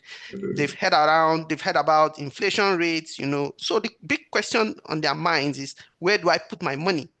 With forecast depreciation, perhaps strengthening of the FX rate. You looked at the inflation levels, but is Bitcoin, it's cryptocurrency, is it a potentially reasonable asset class? We saw Trump make a lot of money from it. The US is saying they're going to become the crypto capital of the world. Nigeria SEC has also issued guidelines on cryptocurrency. So let's get the expert opinion from you, sir. All right. Do you want me to go first? Any of you can go. All right. So let me go so that you can add to what I don't. It's very simple. It is their age. They can take the risk. I always tell people, just your age will determine the kind of risk you can take.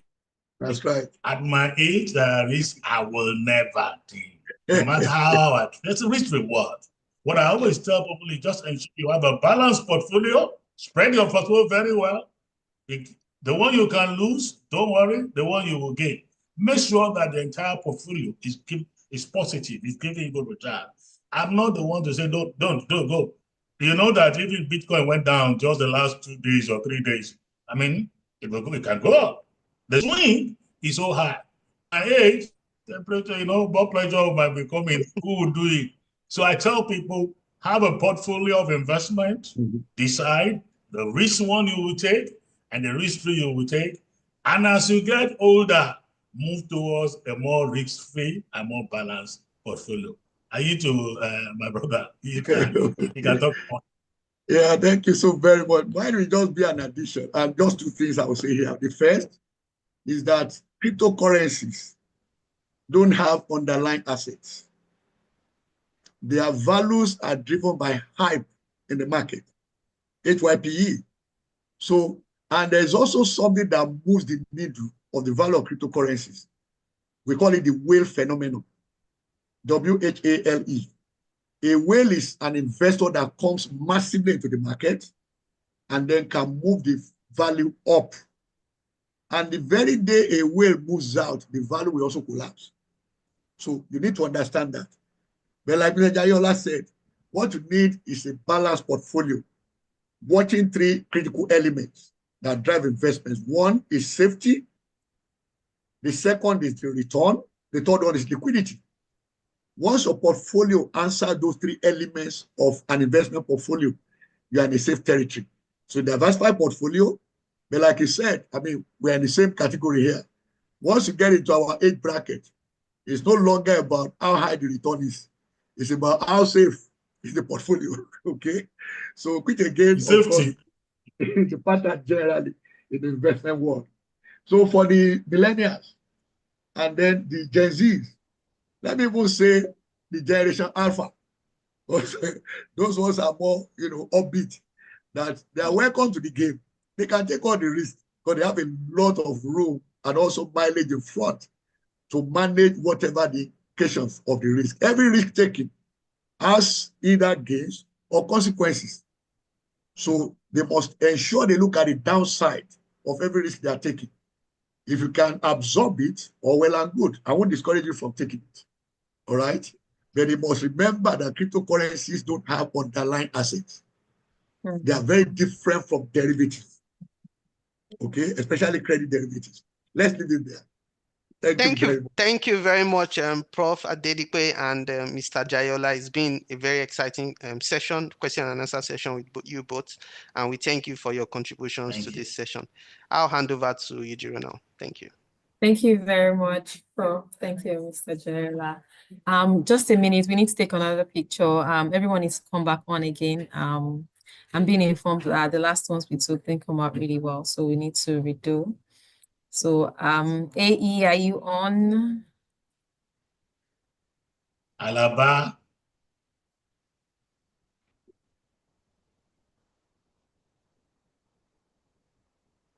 Okay, we have everybody now. Tech, Biani, please do us the honors.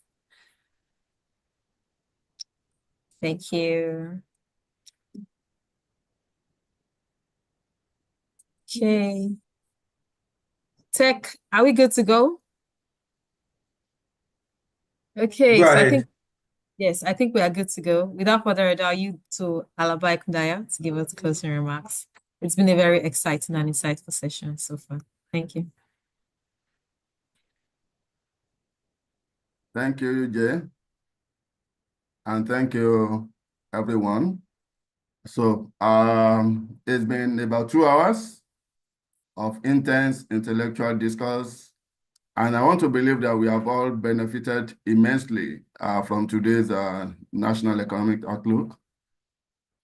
I also believe that a lot of learnings, insights, and knowledge transfer has taken place.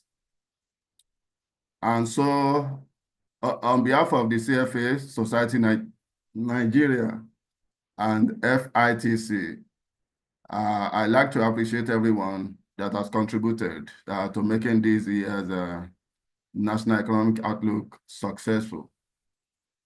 Many thanks, special one, particularly to our distinguished speakers, Professor Biodun Adedikwe, who is a friend of the house, and Mr. Laoye Jayola as well, for the time committed, for the knowledge and insights that you have shared today.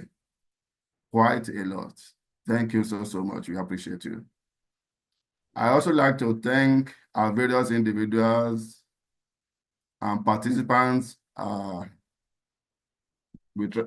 has contributed in one way or the other to make this series, 2025 series, successful. Particularly those who participated in one way or the other, including the moderator, the anchor for the Q&A session, and other members of the planning committee that worked behind the scene, including our team in the brand and experience and our technology team. And also similarly, I'd like to thank our distinguished audience and participants that joined this session from far and near. I can see some of us who joined from outside Nigeria. Thank you so much. So I'd like to state, as we are closing for this year, that this partnership between the CFA Society Nigeria and FITC will be sustained. And hence, you should be assured that by this time next year, and hopefully in early January 2026, because our plan is to have it held earlier in the year, you should look out for another series of this National Economic Outlook. Having been empowered with all the knowledge, all the insights from today's Economic Outlook, I'm believing that we have taken a lot of learnings that we take to our organizations and put into practice as individuals. We are going to make the best of this year, 2025.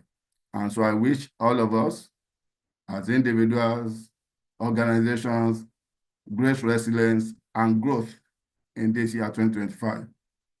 And also, let me also put it by the side that CFA Society Nigeria, CFA generally, is a great institution to belong to. So tell your friends, tell your family members to join.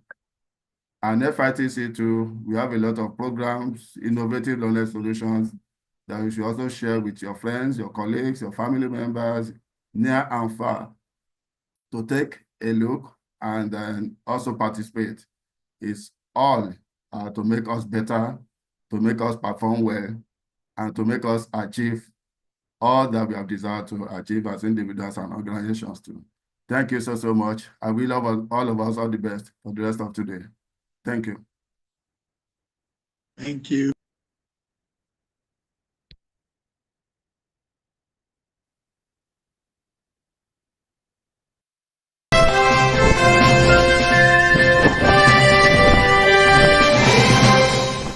In a rapidly changing global economy, knowledge has become a key differentiator.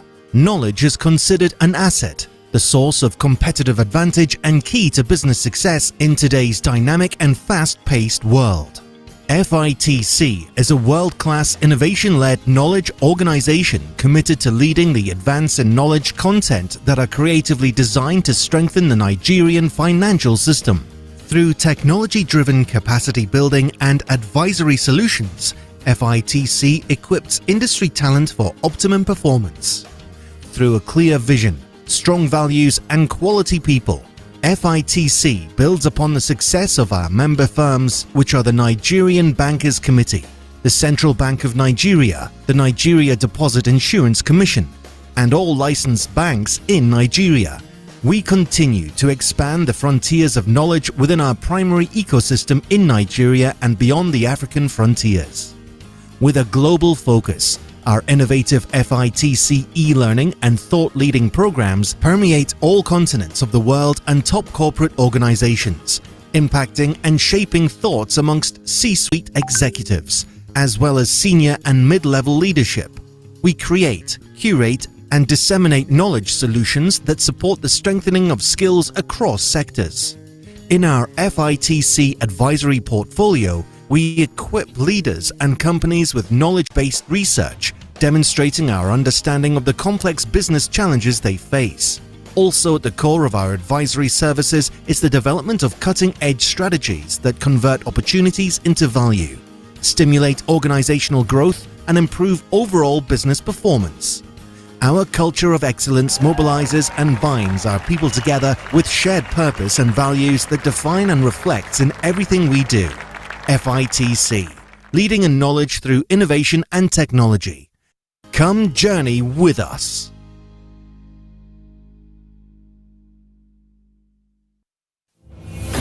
We are professionals. We are impact-driven.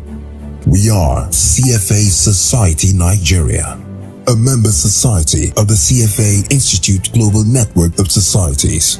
Our mission is to promote the highest standard of practice in the Nigerian financial services industry and provide a vibrant community for our members. The CFA Charter signals the holder's commitment to professional excellence.